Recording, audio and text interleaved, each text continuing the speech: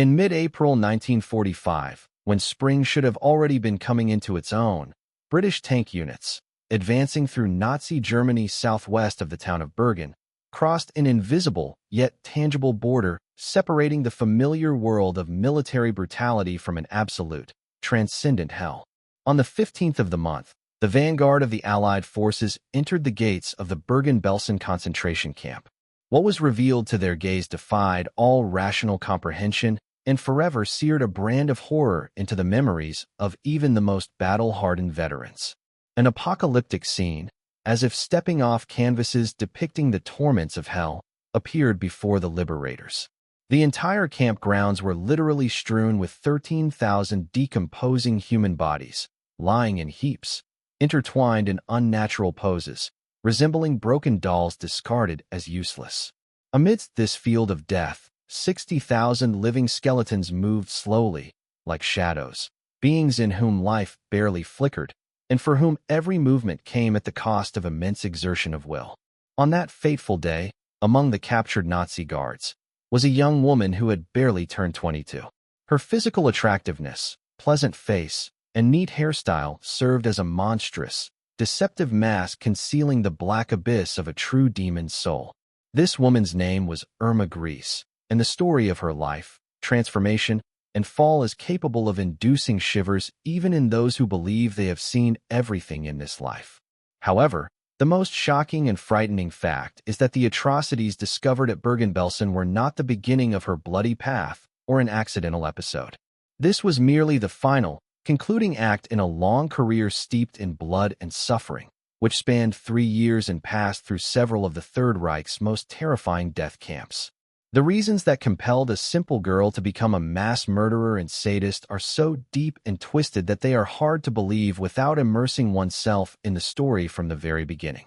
This grim saga begins in the small German town of Wrechen, lost amidst pastoral landscapes. It was there, on October 7, 1923, that a girl was born into a family of simple, hard-working dairy farmers. At that moment, no one looking at the infant could have conceived that this innocent child would eventually transform into one of the most sophisticated and cruel executioners in human history. Irma grew up as the third of 5 children in a family that, from the outside, seemed a perfectly ordinary, respectable unit of society. But, as inexorable time would show, the concept of normality and ordinariness was the last thing that could be applied to Irma's fate. The head of the family, her father Alfred, was a man of the old school, possessing firm moral principles, and with his entire being, he despised the rising Nazi movement, seeing it as a threat to traditional foundations. When, in 1933, Adolf Hitler's propaganda machine began operating at full capacity, capturing the minds of millions, children across Germany began to be massively and forcibly recruited into Nazi youth organizations, creating an army of devoted fanatics. However, in the Grese household, the situation was unfolding quite differently. Alfred categorically forbade his children from joining these ranks, despite their tearful pleas and desire to be like everyone else. He naively believed he could shield them from the influence of the destructive ideology, not suspecting that by his rigid prohibitions, he was merely restraining the monster dormant within his daughter, accumulating rebellion inside her. Protecting children from the total influence of Nazism in those years was practically impossible, as the poison of this ideology seeped in everywhere. It resounded in every school classroom, drifted from every radio receiver, and was discussed on every corner. By that time, German schools had ceased to be temples of knowledge, transforming into centers of rigid ideological processing and indoctrination. From the walls of school classrooms, the portrait of the Führer looked sternly down upon the students, presented to the children as the supreme, almost divine figure of the father of the nation, replacing traditional authorities. History and biology textbooks instilled hatred for other races into young minds just as methodically and routinely as they taught the multiplication table. Young Irma, possessing a susceptible psyche, absorbed this poison like a sponge, seeking in it answers to her internal questions. And then a terrible tragedy occurred in her life, which became a powerful catalyst for her irreversible internal transformation. In 1936, when Irma was just 13 years old, her mother learned of her husband's infidelity. Unable to cope with the betrayal and shame, the woman committed suicide by drinking hydrochloric acid. The tragic departure of her mother became that turning point after which there was no return to a normal life. The woman who could have been a moral anchor for her daughter, softened her character, and kept her from falling into the abyss, vanished forever. Irma remained in the sole care of her father, who, broken by grief and circumstances, became increasingly cruel and despotic, often using his fists as the only and most understandable method of upbringing. A toxic, explosive mixture formed in the girl's life, a destroyed domestic comfort, aggressive Nazi propaganda from the outside, and a father who, by his example, taught that brute force and violence are the universal answer to any of life's challenges. School life turned into a continuous nightmare for her. She was subjected to severe bullying by peers, her academic performance plummeted, and finally, unable to withstand the pressure, she dropped out of school at 14, never having received a basic education. The clumsy, withdrawn, and psychologically broken teenager spent the next few years drifting aimlessly through life, trying to find her place in a world that seemed hostile to her. She tried working on a farm, performing heavy physical labor, then tried to find herself in retail, but everywhere she felt emptiness and dissatisfaction, looking for something she could not yet put into words. But evil was already calling her, beckoning with its dark prospects, and soon she answered this call in the most horrifying way. At 15, Irma got a job as an assistant nurse at the Hohenlichen sanatorium. This was not just an ordinary medical facility, but a place with a sinister reputation run by Karl Gebhardt, a fanatical Nazi doctor who would later become infamous for his monstrous, inhumane experiments on defenseless concentration camp prisoners. For 2 years, young Irma worked under this man, observed his methods, learned cold-bloodedness, and slowly, layer by layer, lost the remnants of humanity and compassion. The most terrible and unforgivable thing was that she was not merely a passive observer of others' suffering. Archival documents found years later revealed shocking facts of her active participation in medical experiments even at that young age. She dreamed of becoming a full-fledged nurse, wearing the uniform and holding the status, but extremely low academic results put a decisive cross through these hopes. Instead of a prestigious medical career, she was sent to work on a dairy farm, where her duty became operating a butter-churning machine. One can easily imagine this rejected, ambitious teenager, day after day monotonously churning butter, while inside her, in the dark depths of her soul, rage, resentment against the whole world, and a thirst for revenge were accumulating. The indignation grew like pressure in an overheated steam boiler ready to explode at any moment. By 17, she was overflowing with anger and looking for the perfect outlet for her suppressed aggression. In July 1942, this outlet was finally found. The train doors clattered open at the station near the Ravensbrück concentration camp, and Irma Grese stepped onto the ground that marked the beginning of the path of her true, diabolical calling. Ravensbrück was the main women's camp of Nazi Germany, a real, fine-tuned factory of death, through the gloomy gates of which 132,000 women of different nationalities passed, and 92,000 of them never left this cursed place alive. It was here, in this atmosphere of pain and humiliation, that Irma began to master the science of murder and the suppression of will. The methods and techniques she subsequently developed surpassed the boldest and cruelest fantasies of her mentors. The camp was run by 150 female guards under the strict, merciless leadership of Dorothea Benz. This well-known sadist taught her charges one main, golden rule of camp life: squeeze the maximum work out of prisoners until death, and then, if possible, squeeze even more, without feeling a drop of pity. Ravensbrück was not just a detention camp, but a true school of violence that produced 3,500 professional female guards over the war years, who spread the cruelty learned here throughout occupied Europe. However, for Irma, this place offered something even more sinister and alluring: a front-row seat at the medical experiments of her old acquaintance, Karl Gebhardt.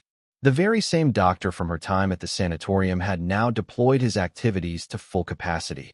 He used hammers to break the legs of healthy women, intentionally infected open wounds with deadly bacteria to simulate combat injuries, and performed the most complex amputations without any anesthesia.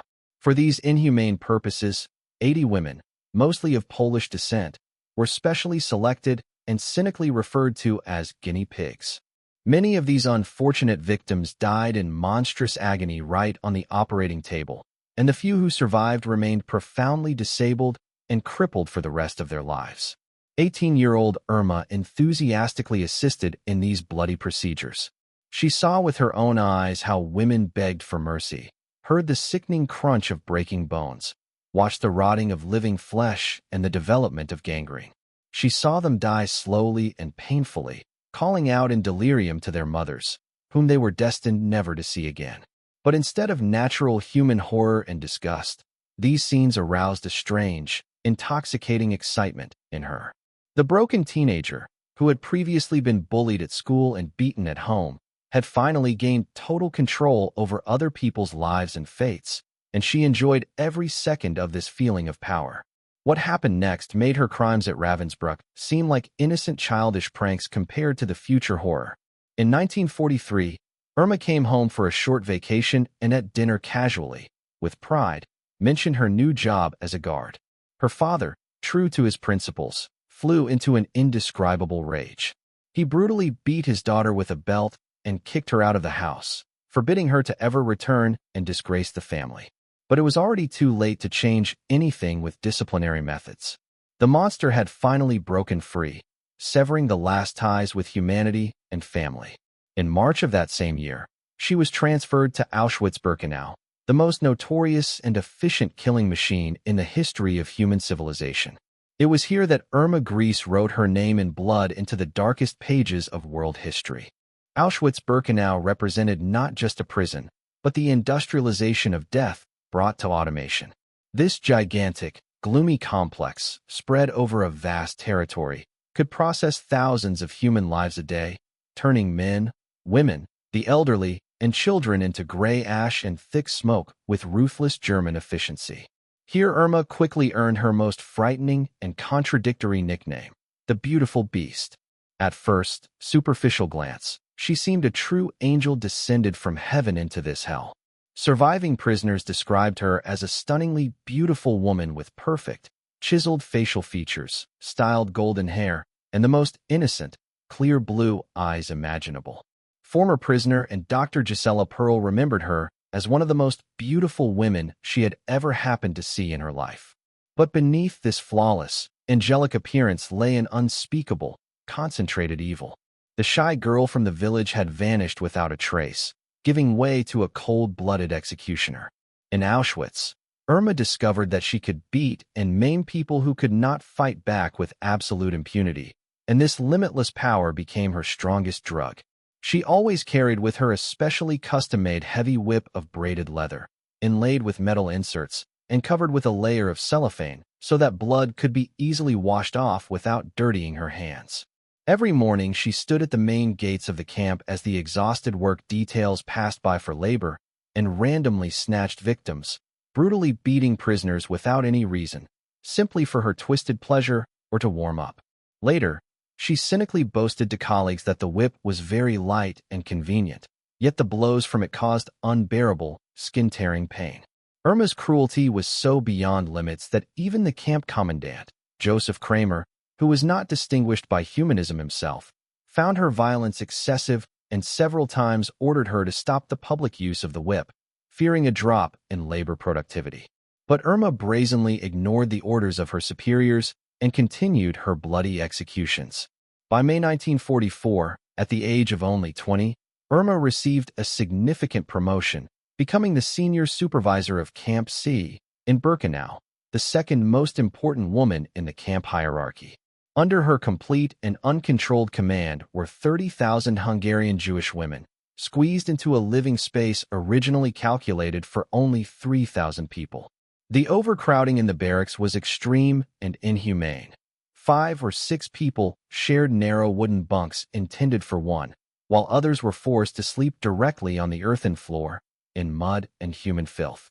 This was her personal, sovereign kingdom of terror, where her word was law, and her mood determined who would live and who would die. She invented sophisticated tortures. She forced prisoners to stand for hours with raised hands, holding heavy stones above their heads until their muscles failed. If someone wavered or dropped the stone, she beat the unfortunates with boots until they lost consciousness.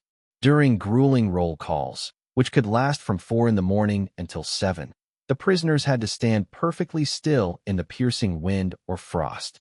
Even the slightest movement, attempt to warm up, or fall from weakness was punished by brutal beating or hours of kneeling in deep mud.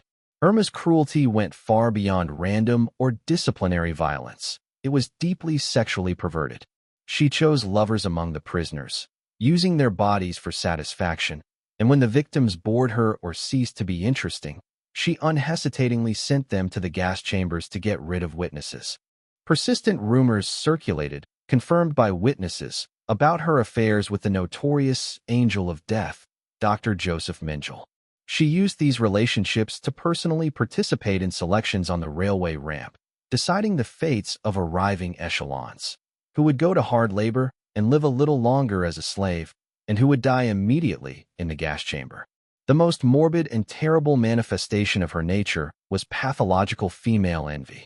Surviving prisoner Olga Lengyel wrote in her memoirs that Greece intentionally selected the most beautiful and stately women for death purely out of jealousy and malice.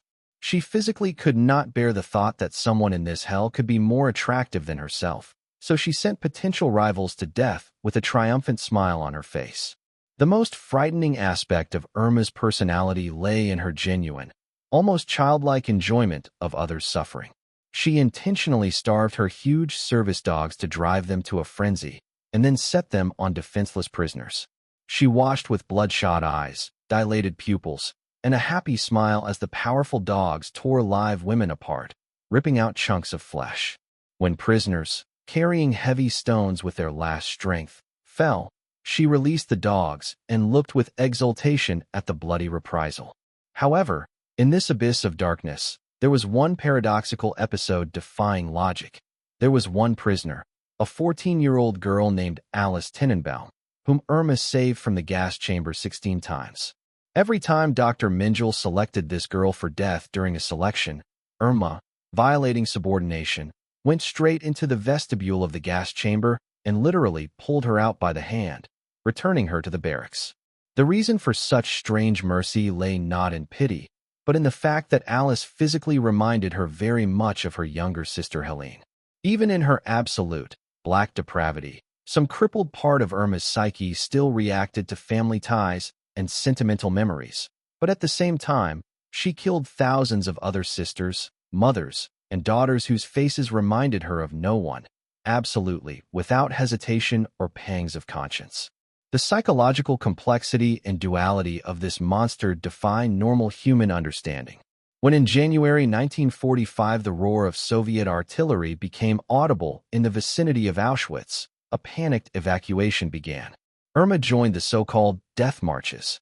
During this forced evacuation, when columns of exhausted prisoners walked hundreds of miles on foot through snow and frost, those who fell and could not rise were shot on the spot.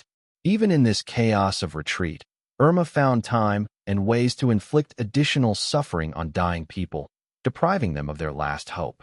In March, she ended up at the Bergen-Belsen camp, where conditions by that time had become simply catastrophic, resembling scenes from the apocalypse. Hundreds of people died daily in agony from starvation, typhus, and other diseases. Prisoners slept in their own excrement, among corpses, and received only a bowl of watery turnip soup per day. Despite the obvious collapse of the Nazi regime and the approaching end of the war, Irma continued her personal terror with redoubled energy. She forced women to strip naked in the frost and methodically beat them with rubber truncheons. She forced those dying of exhaustion to perform grueling physical exercises until they dropped dead. Mere days before the camp's liberation, she was seen furiously beating a little girl with a riding crop. Another witness saw her slam the heads of two sisters together with such force that they lost consciousness, just because they were trying to find potato peelings in the garbage. The prisoners of Bergen-Belsen, who knew her for only 3 weeks, in horror nicknamed her the Beast of Belsen. The most terrible thing was that even when British troops were literally at the gates and the roar of their engines could be heard, she could not stop. The addiction to cruelty had completely consumed and dissolved her personality. On April 17, 1945, just 2 days after the liberation of the camp, Irma Grese was arrested. She did not try to run or hide, as if she did not understand the gravity of her deeds. To a direct question from an English war correspondent about the reasons for such unthinkable atrocities, she answered without a shadow of shame and with defiance that it was their holy duty to destroy antisocial elements for the sake of Germany's bright future. Even in captivity, under guard, she showed not a drop of remorse or regret. During the famous Belsen trial, when dozens of surviving witnesses, choking on tears, spoke of her sadistic cruelty, she sat with a stone face, claiming that they were all brazenly lying and exaggerating. She admitted to facts of beating but categorically denied murders, as if the very fact of torture made her less monstrous in the eyes of justice. However, the evidence against her was not just weighty, it was irrefutable and overwhelming. Survivors took the stand one by one to describe her sophisticated sadism. The military tribunal listened to blood-curdling stories of torture, dog attacks, and executions for entertainment. But even in the face of imminent death, Irma retained a frightening arrogance and detachment from reality. She spent her last weeks in the prison cell carefully styling her hair, adjusting her clothes, and dreaming of a movie star career after the war. She genuinely believed in her acquittal and that she would become famous thanks to her story. On November 17, 1945, the British military tribunal delivered its verdict. Irma Grese was sentenced to death by hanging. On December 13, 1945, in the prison of the town of Hameln, Britain's most experienced and professional executioner, Albert Pierrepoint, prepared the gallows for the execution of the sentence. Irma Grese became the youngest woman executed under British law in the 20th century. Walking to her death, on her last journey down the prison corridor, she did not ask for forgiveness, did not cry, and did not pray. Standing under the noose, she threw only one short word to the executioner, demanding it be done quickly. Schnell. The rope tightened, the trapdoor opened, and the beautiful beast was no more. No one in the world shed tears for the woman who smiled while torturing thousands of innocents, laughed at the sight of children torn apart by dogs, and sent pregnant women to gas chambers only because she envied their beauty. She died in total isolation, cursed and forgotten. The story of the life and death of Irma Grese forces us to confront an extremely uncomfortable and frightening truth. Absolute evil does not always look like a scary monster from fairy tales. Sometimes it hides behind the attractive face of a beautiful young girl with clear, innocent eyes. It is not born instantly, but grows slowly and imperceptibly, feeding on hatred, propaganda, and uncontrolled power, until it becomes something completely unrecognizable and destructive.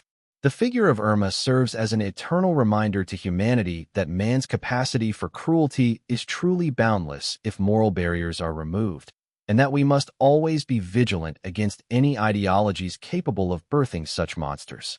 The victims of her inhumane cruelty deserved life, love, and happiness, but met their agonizing end at the hands of a woman who voluntarily traded her soul and humanity for the intoxicating but deadly sense of power over others.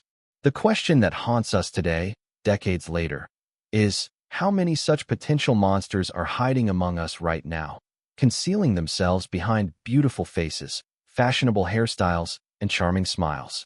The answer to this question may be far more frightening than this grim story from the past itself.